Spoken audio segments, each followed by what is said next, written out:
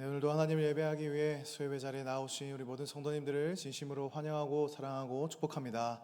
우리 옆 사람하고 이렇게 인사하시겠습니다. 하나님은 신실하십니다. 아멘. 네, 사랑하는 성도 여러분, 우리가 신앙생활을 하면서 가장 견디기 어려운 시간이 언제일까요? 물론 갑작스러운 고난도 힘들고 예상하지 못한 아픔도 우리를 무너지게 만들며 내 힘으로 해결할 수 없는 문제 앞에 서는 것도 참 두렵지만, 어쩌면 우리의 믿음을 가장 많이 흔드는 시간은 하나님께 기도했는데도 아무 일도 일어나지 않는 것처럼 보이는 그 기다림의 시간인 것 같습니다. 하루 이틀 기다리는 것은 괜찮습니다. 한 달, 두 달도 어떻게든 버텨볼 수 있습니다. 그런데 1년이 지나고 3년이 지나고 10년이 지나도록 내가 붙든 기도 제목이 여전히 그대로이고, 내가 하나님께 맡긴 사람이 여전히 변하지 않고, 내가 기대했던 회복이 전혀 보이지 않을 때, 그때 우리의 마음속에는 조용하지만 깊은 질문이 올라오는 거죠. 하나님, 정말 제 기도를 듣고 계신 겁니까? 하나님, 정말 저를 기억하고 계십니까? 하나님, 정말 약속하신 것을 이루어 주실 겁니까? 이 질문은 단순히 믿음이 없어서 나오는 질문이 아닙니다. 믿음이 있는 사람도 기다림이 길어지면 지치고, 하나님을 사랑하는 사람도 현실이 너무 오랫동안 변하지 않으면 마음이 흔들리고요, 말씀을 붙들고 살아온 성도의 삶의 기다림이 길어지면 이 하나님의 신실하심을 머리로는 믿으면서도 마음으로는 믿기 어려운 순간들을 만나게 되어집니다. 오늘 우리가 함께 읽은 아브라함의 이야기가 바로 그러한 이야기입니다. 아브라함은 우리가 아시다시피 믿음의 조상이라고 불리는 사람입니다. 그러나 그의 인생은 처음부터 믿음으로 가득 찬 사람이 아니었습니다. 그의 삶에는 아주 오랜 기다림이 있었고, 두려움도 있었고, 실수도 있었고, 무엇보다 하나님의 약속의 성취와 이 아브라함의 삶의 기다림의 간격이 너무나도 컸었습니다. 분명 하나님은 아브라함에게 약속하셨거든요. 내가 너로 큰 민족을 이루어 주겠다. 그런데 문제는 무엇입니까? 큰 민족이 되려면 자녀가 있어야 되는데 아브라함에게는 자녀가 없었습니다. 심지어 그는 점점 늙어가고 있었고, 그의 아내 사라 역시 인간적으로 더 이상 아이를 기대하기 어려운 상황이 되어지고 있었습니다. 여러분, 이것은 믿음의 자리에서 우리가 자주 경험하는 것입니다. 하나님은 분명히 약속하셨는데 우리의 살아가는 현실은 반대로 흘러가는 것 같고, 하나님은 말씀하셨는데 눈앞의 상황은 말씀과 점점 멀어져 가고 있고, 하나님 분명 살아계신다라고 믿는데 내 삶의 어떤 부분에 있어서는 하나님이 너무 조용히 계신 것 같은 것처럼 느껴지게 된다는 거죠. 그래서 오늘 설교 제목을 제가 약속은 늙지 않는다라고 정했습니다. 이 말은 우리가 원하는 시간에 모든 것이 이루어진다는 것이 아닙니다. 이 말은 우리가 바라는 방식대로 하나님이 움직이시는 뜻도 아니고요. 이 말은 하나님이 주신 참된 약속은 우리가 바라보는 시간 속에선 약속이 되게 늙어가는 것처럼 보이지만, 하나님의 신실하신 뜻과 완전한 때 안에서는 결코 이 약속은 늙지 않는다라는 뜻으로 오늘 본문을 정하게 되었습니다. 그래서 오늘 이 아브라함의 이야기를 통해서 하나님의 신실하심을 세 가지로 나누어 함께 묵상하고자 합니다. 바라기는 우리 모두가 오늘 말씀을 통해 하나님의 신실하심을, 그리고 하나님의 선하심과 성실하심을 깨닫는 은혜의 시간 다 되어지시기를 주님의 이름으로 간절히 소망하고 축원합니다. 우리 첫째, 하나님의 신실하심 이렇게 함께 읽어보겠습니다. 시작. 네, 그렇습니다. 하나님의 약속은 절대 사라지지 않습니다. 창세기 15장을 보면 하나님께서 아브라함에게 나타나셔서 이렇게 말씀하십니다. 15장 1절 말씀 우리 함께 읽어보도록 하겠습니다. 시작.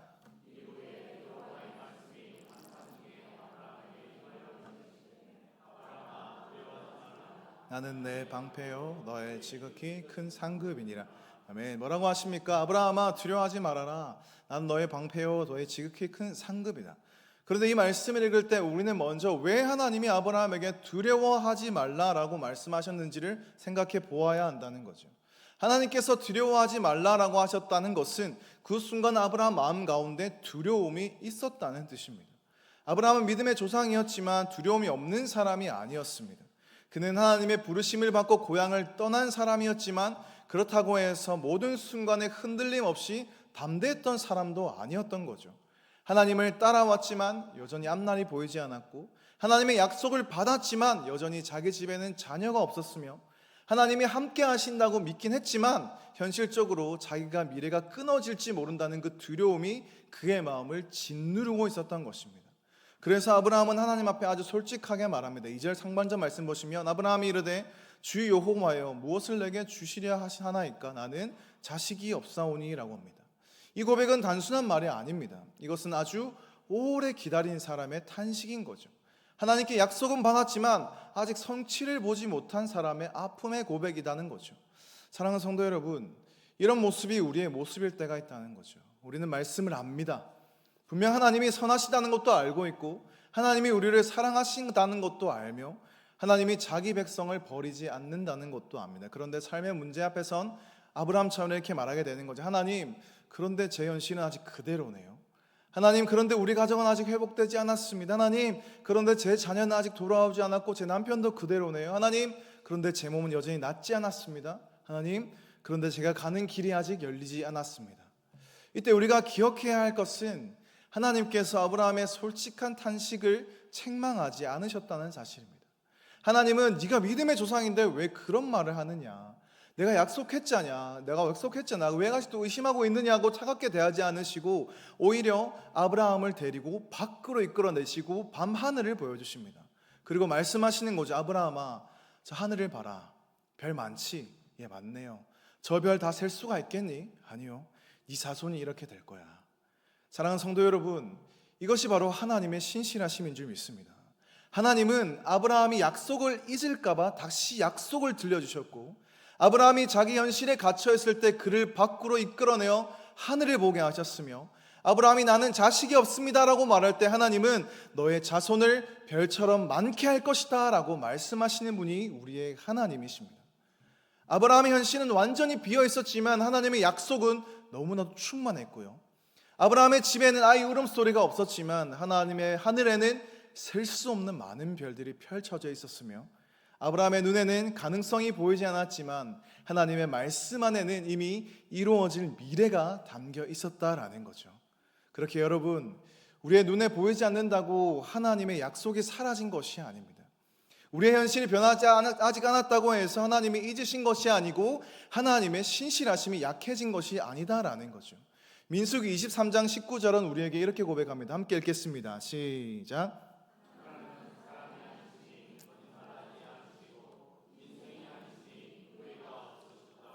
어찌 그 말씀하신 바를 행하지 아니하시며 하신 말씀을 실행하지 않으시랴. 아멘. 이 말씀은 하나님의 신실하심을 아주 강력하게 보여줍니다. 하나님은 사람이 아니시기 때문에 상황에 따라 약속을 바꾸시는 분이 아니고요. 하나님은 인생이 아니시기 때문에 마음이 변해 후회하지 않으시며 하나님은 능력이 부족한 분이 아니시기 때문에 말씀하시는 것을 이루지 못하시는 분도 아니다라는 것입니다. 오히려 사람은 약속하고도 잊을 수도 있습니다. 사람은 좋은 마음으로 말했지만 시간이 지나면 지키지 못합니다. 사람은 상황이 변하면 마음이 바뀌고 힘이 부족하면 약속을 포기하기도 하며 때로는 이 처음의 진심의 시간이 지나면서 흐려지기도 합니다. 하지만 하나님은 다르시다라는 거죠. 또 우리 신명기 7장 9절 말씀 제가 읽어드리겠습니다. 그런즉 너는 알라 오직 내 여호와 하나님은 하나님이시요 신실하신 하나님이시라. 그를 사랑하고 그의 계명을 지키는 자에게는 천대까지 그의 언약을 이행하시며 인애를 베푸시되. 아멘. 하나님은 신실하신 하나님이십니다. 그분은 언약을 기억하시는 하나님이시며 자기 백성을 향한 인애를 포기하지 않으시는 하나님이시고 한 번 말씀하신 것을 가볍게 여기지 않으시는 분이 우리의 하나님이신 줄 믿으시길 바랍니다. 그러므로 성도 여러분, 우리가 하나님의 신실하심을 믿는다는 것은 단지 내가 하나님을 잘 기억하겠다라는 결심이 아닙니다.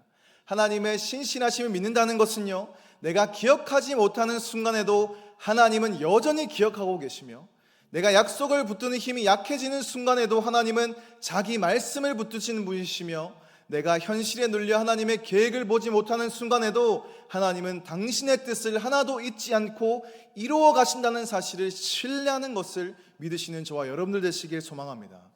우리가 붙든 손은 약할 수 있지만 우리를 붙드시는 하나님의 손은 결코 약하지 않습니다. 우리가 기억하는 믿음은 흐려질 수 있지만요, 우리를 기억하시는 하나님의 신실하심은 결코 흐려지지 않습니다. 그렇게 사랑하는 성도 여러분, 기억하십시오. 하나님은 끝까지 신실하셔서 우리와의 약속, 우리와의 언약을 잊지 않으시고 지키시는 분임을 믿고 그 신실하신 하나님께 더 가까이 나아가시는 저와 여러분들 되시길 주님의 이름으로 소망하고 축원합니다. 우리 둘째 하나님의 신실하심 함께 읽어보도록 하겠습니다. 시작. 하나님의 신실하심은 우리의 연약함보다 큽니다.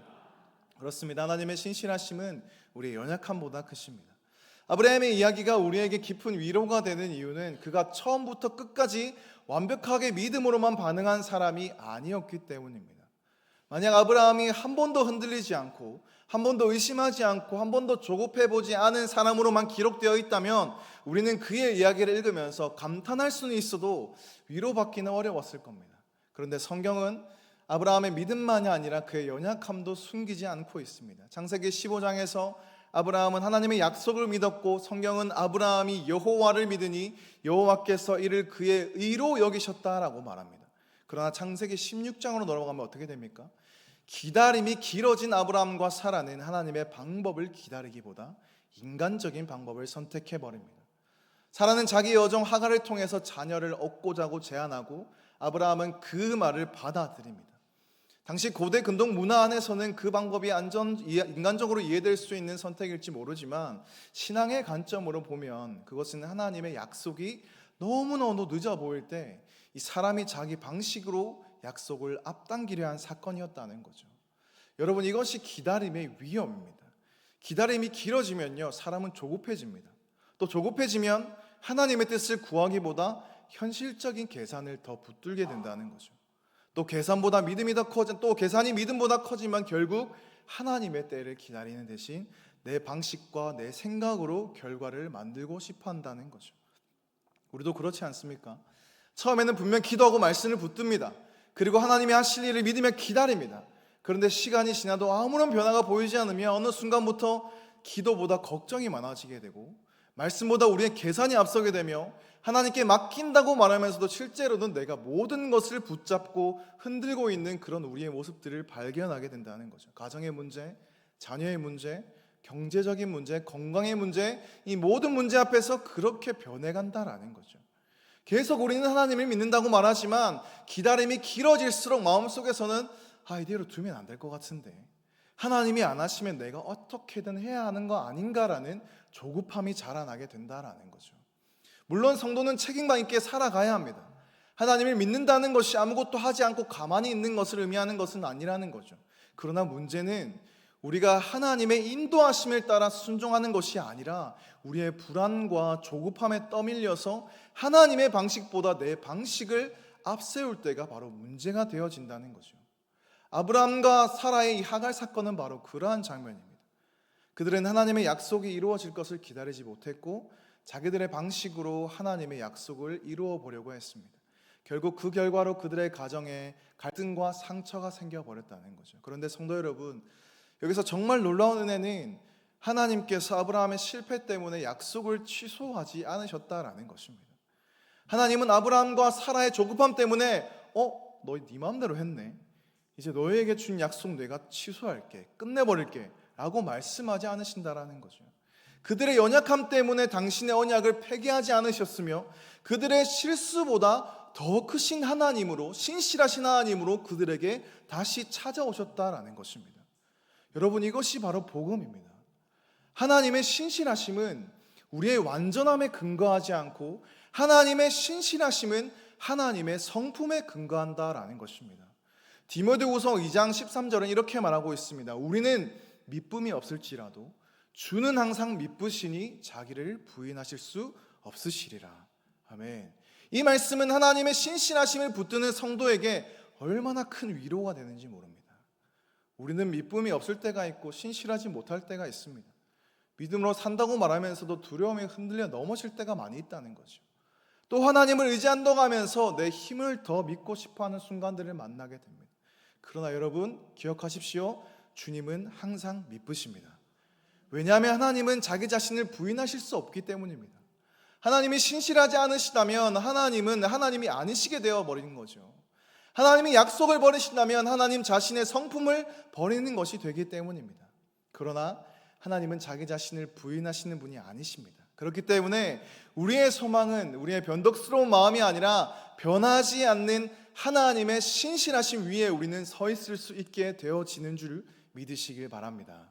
사랑하는 성도 여러분, 우리가 얼마나 자주 흔들리는지를 하나님은 알고 계십니다. 우리가 얼마나 불안해하는지, 우리가 얼마나 조급함에 밀려 하나님의 때를 기다리지 못하는지, 우리가 얼마나 연약한 존재인지를 하나님은 모르시는 분이 아닙니다. 시편 103편 14절은 이렇게 얘기하거든요. 이는 우리가 그의 체질을 아시며 우리가 단지 먼지뿐임을 기억하심이로다. 무슨 의미입니까? 하나님은 우리가 먼지와 같은 존재임을 아신다는 거죠. 우리가 어떤 강철 같은 단단한 존재가 아니라 작은 바람에도 흔들리고 작은 말에도 상처받고 긴 기다림 앞에서는 금방 지쳐버리는 연약한 존재임을 아신다는 겁니다. 이런 우리인데도 하나님은 우리를 결코 포기하지 않으십니다.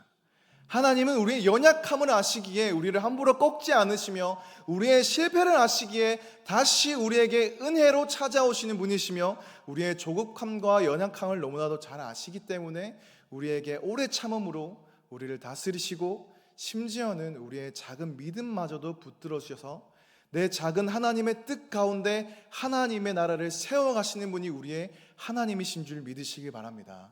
그러므로 성도 여러분, 오늘 이 말씀 앞에 자신을 너무 빨리 정죄하지 마시기 바랍니다. 하나님, 저는 기다리지 못했습니다. 믿음이 부족했습니다. 기도한다고 하면서도 불안해했습니다. 하나님을 의지한다고 하면서도 내 방법을 더 붙들었습니다. 그런 고백이 있다면 그것을 숨기지 말고 하나님 앞에 가지고 나오십시오. 하나님은 아브라함의 연약함을 알고도 그를 버리지 않으셨던 것처럼 우리의 연약함을 아시고도 우리를 포기하지 않으시는 신실하신 하나님이십니다. 기억하십시오. 하나님의 신실하심은 우리의 실패보다 큽니다. 하나님의 신실하심은 우리의 조급함보다 깊고요, 하나님의 신실하심은 우리의 흔들림보다 견고한 줄 믿습니다. 히브리서 10장 23절은 하나님에 대해서 이렇게 얘기합니다. 또 약속하신 이는 미쁘시니 우리가 믿는 도리의 소망을 움직이지 말며 굳게 잡고. 여러분, 우리가 소망을 굳게 잡을 수 있는 이유는 우리의 믿음이 언제나 강하기 때문이 아니라 약속하신 이가 미쁘시기 때문인 줄 믿습니다. 내가 강해서가 아닙니다. 하나님이 신실하시기 때문에. 내가 완전해서가 아니라 하나님이 변하지 않으시기 때문에. 내가 실패해서가 아니라 하나님이 실패하지 않으시기 때문에 우리는 다시 믿음의 자리로 돌아올 수 있는 것입니다. 그러므로 우리 가운데 늘 신실하게 사랑으로 우리의 연약함보다 더 크신 하나님만을 붙잡고 이 세상을 살아내시는 저와 여러분들 다 되시기를 주님의 이름으로 간절히 소망하고 축원합니다. 우리 세 번째 한번 읽어보도록 하겠습니다. 세 번째 하나님의 신실하심 읽겠습니다. 시작. 아멘. 이제 오늘 본문 21장입니다. 오랜 기다림이 지나고 인간적으로는 아무 가능성도 없어 보이는 시간이 지난 후 성경은 이렇게 말합니다. 우리 1절과 2절 말씀 함께 읽겠습니다. 시작. 사라를 돌보셨고 여호와께서 말씀하신 대로 사라에게 행하셨으므로 사라가 임신하고 하나님이 말씀하신 시기가 되어 노년에 아브라함에게 아들을 낳으니. 아멘. 이 본문에서 가장 중요한 반복되는 표현은 이 말입니다. 말씀하신 대로. 성경은 이삭의 출생을 단순한 자연적인 사건으로 설명하지 않고 있습니다. 성경은 우연히 아이가 태어났다라고 말하지 않고 사라의 몸 상태가 갑자기 좋아져서 가능해졌다라고 말하지 않습니다. 아브라함과 사라가 마침내 어떤 조건을 갖추었기 때문에 일이 이루어졌다고 말하지 않고 뭐라고 말하고 있습니까? 성경은 여호와께서 말씀하신 대로. 이삭은 단지 아브라함의 아들이 아니라 하나님의 신실하심을 너무나도 잘 보여주는 증거였습니다. 사라의 품에 안겨있는 이삭은요, 하나님은 말씀하시는 것을 반드시 이루시는 분이라는 그 살아있는 증거였고, 이 이삭은 결국 하나님의 약속은 결코 늦지 않는다는 선언이자 선포였다는 것입니다. 사랑하는 성도 여러분, 우리가 보기에 하나님이 늦어 보일 때가 있습니다. 그러나 하나님은 늦으시는 분이 아닙니다. 우리의 계산으로 보면 이미 지나간 것처럼 보여서 더 이상 가능성이 없어 보이지만 그 순간에도 하나님은 자신의 때를 향해 신실하게 일하고 계신 분이신 줄 믿습니다. 로마서 4장 19절에서 21절은 아브라함의 믿음을 이렇게 해석합니다. 제가 읽겠습니다. 그가 백산화되어 자기 몸이 죽은 것 같고 사라의 태가 죽은 것 같음을 알고도 믿음이 약하여지지 아니하고 믿음이 없어 하나님의 약속을 의심하지 않고 믿음으로 견고하여져서 하나님께 영광을 돌리며 약속하신 그것을 또한 능히 이루실 줄을 확신하였으니. 아멘. 이 말씀에서 중요한 것은 아브라함이 현실을 몰랐다는 것이 아닙니다. 아브라함은 자기 몸이 늙었다는 것을 알았고 사라의 태가 인간적으로 완전히 다쳤다는 것을 알았으며 자기의 삶의 조건을 냉정하게 따져보았을 때 하나님의 약속이 불가능해 보인다는 사실 또한 알고 있었습니다. 그럼에도 믿음은 내가 처한 현실을 모른 척하는 것이 아니라 현실을 알면서도 하나님이 내 현실보다 크신 분임을 붙드는 것입니다. 여러분, 믿음은 병원 진단서를 무시하는 게 아닙니다. 믿음은 통장 잔고를 부정하는 것도 아닙니다. 믿음은 가정의 문제와 자녀의 상황과 내 삶의 어려움을 없는 것처럼 말하는 태도가 아니라, 여러분, 믿음은요, 그 모든 현실을 정확하게 보면서도 그 현실 위에 계신 하나님이 신실하시다는 사실을 더 깊이 붙잡는 것이 믿음인 줄 믿습니다. 사랑하는 성도 여러분, 우리가 하나님의 신실하심을 믿는다는 것은 현실을 결코 가볍게 여기는 것이 아니라 현실보다 더 무거운 하나님의 말씀 위에 서는 것입니다. 우리가 하나님의 약속을 붙든다는 것은 내 상황이 좋아 보이기 때문에 희망을 가지는 것이 아니라, 상황이 좋아 보이지 않아도 하나님이 말씀하시는 대로 이루어 주시는 분이기 때문에 소망을 잃지 않아야 하는 것입니다. 여호수아 21장 45절은 이렇게 고백하고 있습니다. 여호와께서 이스라엘 족속에게 말씀하신 선한 말씀이 하나도 남음이 없이 다 응하였더라. 아멘. 이 고백은 하나님의 신실하심을 역사적 언어로 증언하고 있는 것이죠. 하나님은 이스라엘에게 하신 선한 말씀을 하나도 남김없이 다 이루셨고, 그분이 말씀하신 약속은 중간에 사라지지 않았으며 늙지도 않았으며, 인간의 불순종과 광야의 그 긴 시간과 전쟁의 과정 속에서도 하나님의 말씀은 결국 성취되었습니다. 데살로니가전서 5장 24절도 이렇게 고백합니다. 너희를 부르신 이는 미쁘시니 그가 또한 이루시리라. 누가 이루신다고 합니까? 하나님이 이루십니다. 우리를 부르신 분이 하나님이시라면 우리를 붙드시는 분도 하나님이시고, 우리 안에 시작하신 일을 완성하신 분도 하나님이시며, 우리의 인생을 하나님의 뜻 가운데 끝까지 이끌어가는 분도 하나님이신 줄 믿으시길 바랍니다.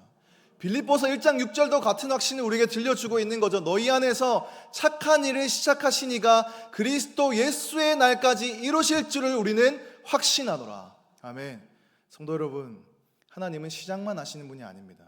하나님은 중간에 그만두시는 분도 아닙니다.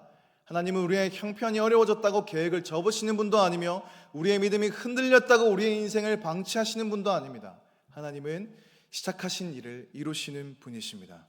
그리고 그 이루심은 언제나 하나님의 때에 하나님의 방식으로 하나님의 영광을 드러내는 방향으로 나타납니다. 사라의 웃음을 한번 생각해 보십시오. 창세기 18장에서 사라는 하나님의 약속을 듣고 속으로 비웃었습니다. 그 웃음은 믿음의 웃음이라기보다는 불가능 앞에서 터져나온 의심의 웃음이었던 거죠. 내가 늙었고 남편도 늙었는데 어떻게 이런 일이 일어날 수 있겠는가 라는 마음이 그 안에 있었습니다. 그런데 창세기 21장 6절에서 사라는 다시 웃게 됩니다. 이번에는 의심의 웃음이 아닙니다. 이번에는 은혜의 웃음이고, 하나님의 신실하심을 경험한 사람의 웃음이며, 불가능하다고 생각했던 자리에서 하나님이 말씀하신 대로 이루어졌음을 경험한 사람의 찬양인 것입니다. 6절 말씀 보시면요, 사라가 이르되 하나님이 나를 웃게 하시니 듣는 자가 다 나와 함께 웃으리로다. 아멘. 사랑하는 성도 여러분, 하나님은 우리의 의심의 웃음을요, 은혜의 웃음으로 바꾸시는 분이십니다. 하나님은 우리가 그게 되겠습니까? 라고 말했던 자리에 하나님이 하셨습니다 라고 바꾸시는 분이십니다. 하나님은 우리가 끝났다고 생각했던 자리에서 하나님의 신실하심을 드러내는 분이신 줄 믿으시길 바랍니다. 물론 우리가 여기서 조심해야 할 것도 있습니다. 하나님의 신실하심을 믿는다는 것이 내가 원하는 모든 일이 내가 원하는 방식대로 이루어진다는 것은 아닙니다. 성경이 말하는 약속은 내가 마음속으로 바라는 많은 욕망이 아니라 하나님의 말씀의 언약의 약속이다라는 거죠. 분명 우리가 붙들어야 할 신실하심은 내 계획을 보장해주는 신실하심이 아니라 하나님의 뜻과 구원을 반드시 이루시는 하나님의 신실하신 것입니다. 그러므로 우리는 이렇게 고백해야 하는 거죠. 하나님, 제가 원하는 방식이 아니어도 하나님의 뜻은 선합니다. 하나님, 제가 정한 시간이 아니어도 하나님의 때는 정확하십니다. 하나님, 제가 기대한 결과와 달라도 하나님의 신실하심은 변함이 없는 줄 믿습니다. 이 고백이 저와 여러분들의 고백이 되어야 될 줄 믿습니다. 예레미야가 3장 22절과 23절은요, 폐허 속에서 이렇게 고백합니다. 우리 함께 읽어보겠습니다. 시작.